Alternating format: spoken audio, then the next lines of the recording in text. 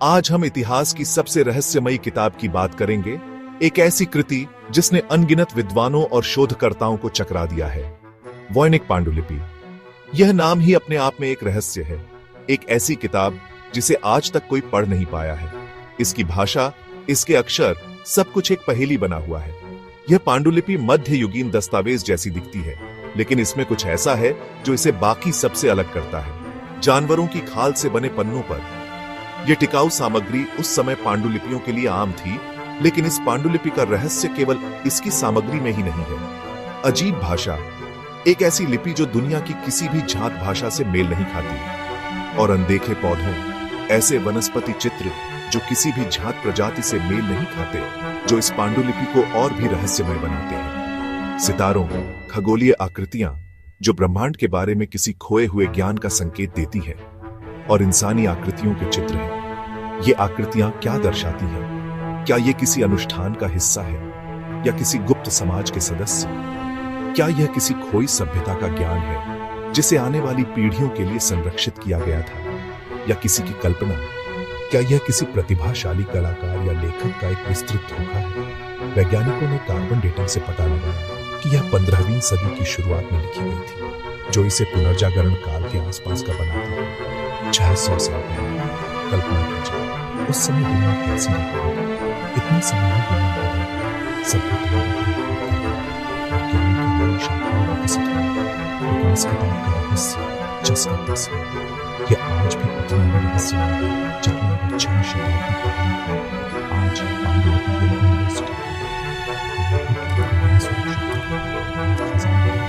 University जिसे संरक्षित किया जाना चाहिए।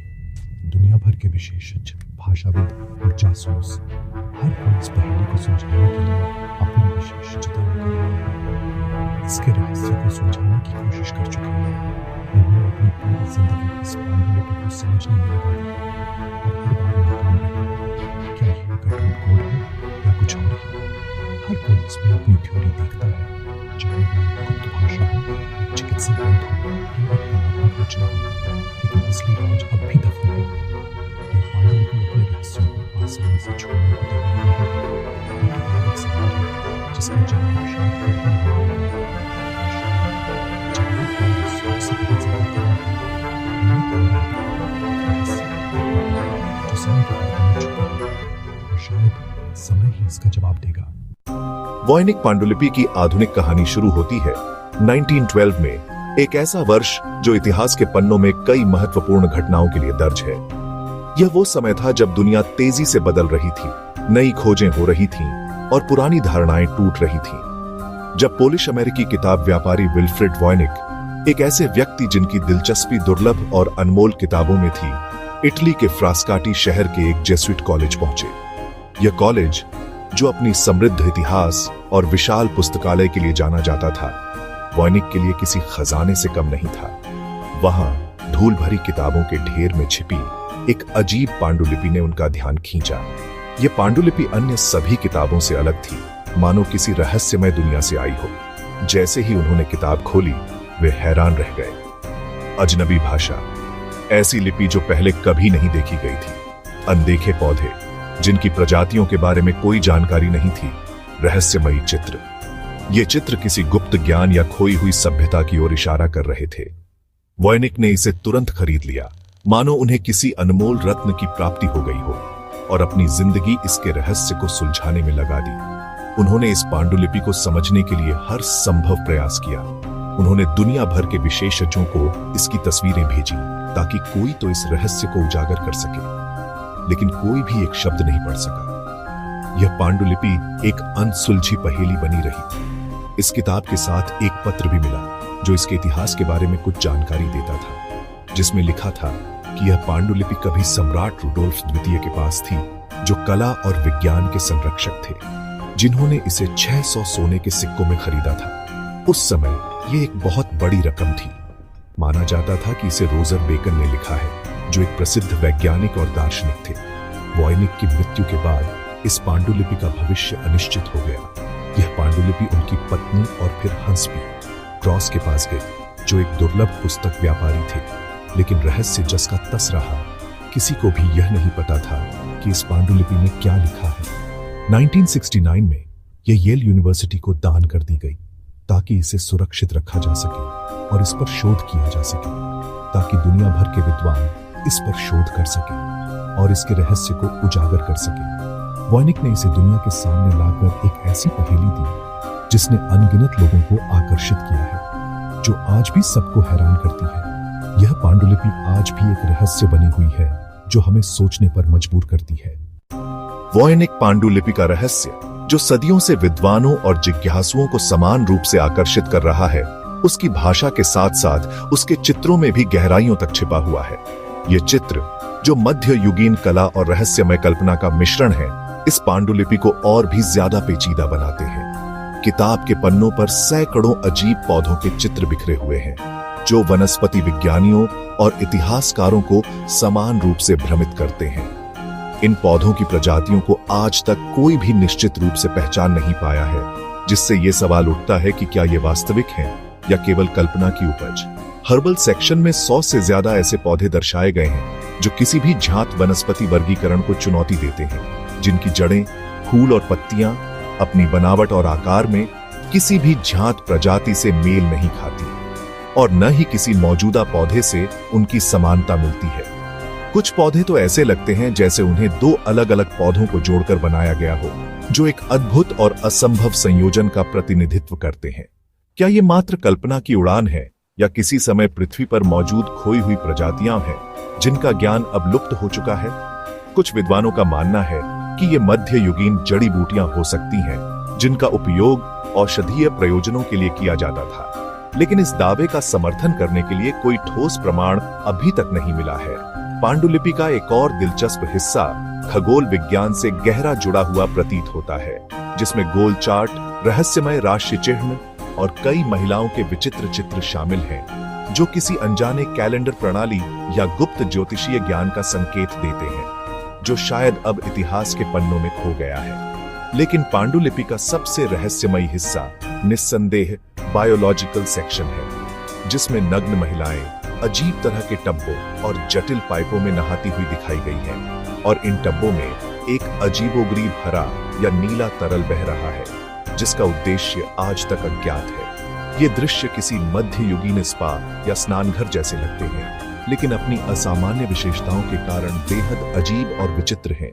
क्या ये किसी प्राचीन चिकित्सा पद्धति का चित्रण है, महिलाओं के स्वास्थ्य से जुड़े किसी गुप्त अनुष्ठान का रहस्य है, या ये सिर्फ प्रतीकात्मक चित्र हैं जिनका अर्थ हम समझने में विफल रहे हैं? इस सवाल का जवाब फिलहाल किसी के पास नहीं है। इस पांडुलिपि का हर एक चित्र एक नया सवाल खड़ा करता है, और इसके जवाब, जो सदियों से हमारी समझ से दूर है, अब भी हमारी पहुंच से बहुत दूर है।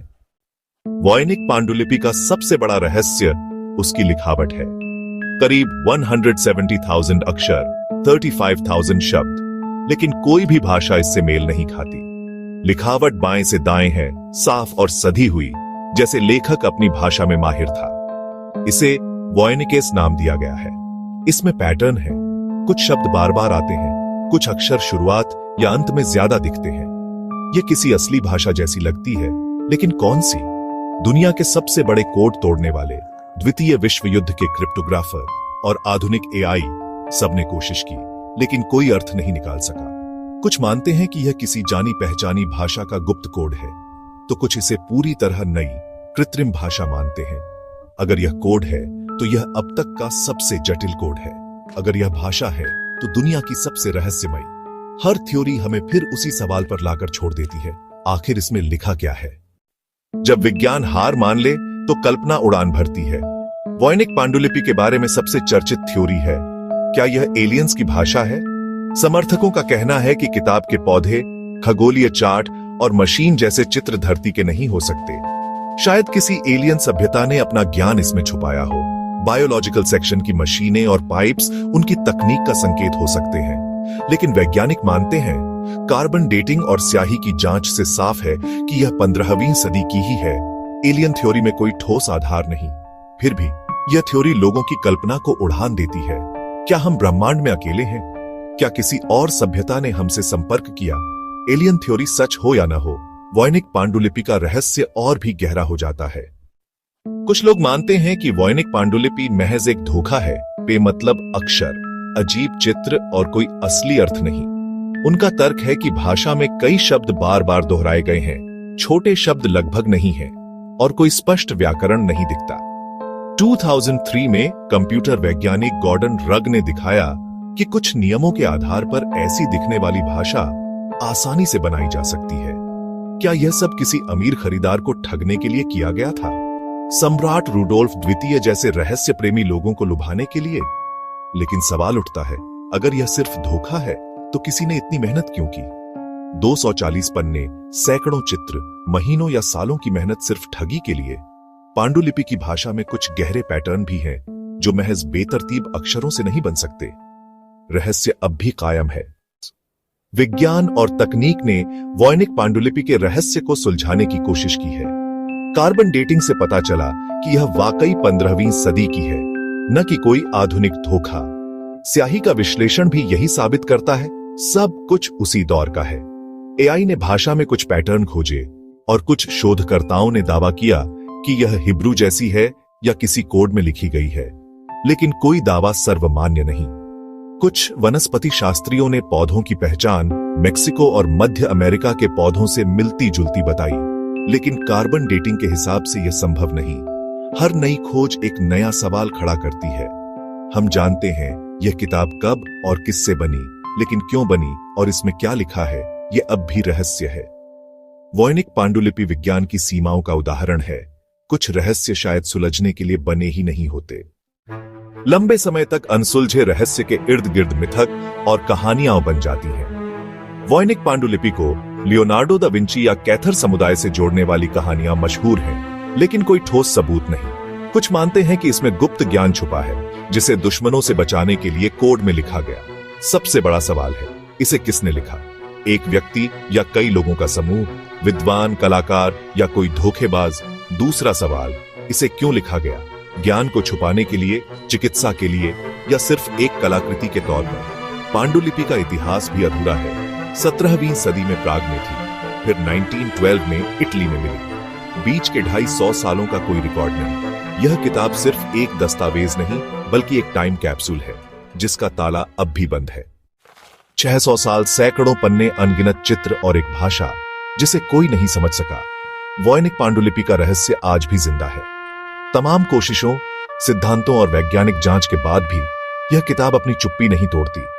हर थ्योरी, हर खोज हमें एक नए चौराहे पर लाकर छोड़ देती है, लेकिन कोई रास्ता मंजिल तक नहीं पहुंचता। शायद यही इसकी सबसे बड़ी खूबी है, इसका रहस्य ही इसकी पहचान है। आज जब हर सवाल का जवाब गूगल पर मिल जाता है, वॉयनिक पांडुलिपि हमें याद दिलाती है कि कुछ रहस्य बने रहने के लिए होते हैं। यह हमारी कल्पना को चुनौती देती है और हमें यह सोचने पर मजबूर करती है कि हमारा ज्ञान कितना सीमित है। अगली बार जब आप किसी पुरानी किताब को देखें तो सोचिए, क्या उसमें भी कोई ऐसा ही राज छुपा है? वॉयनिक पांडुलिपि का रहस्य शायद हमेशा जिंदा रहेगा। नमस्कार।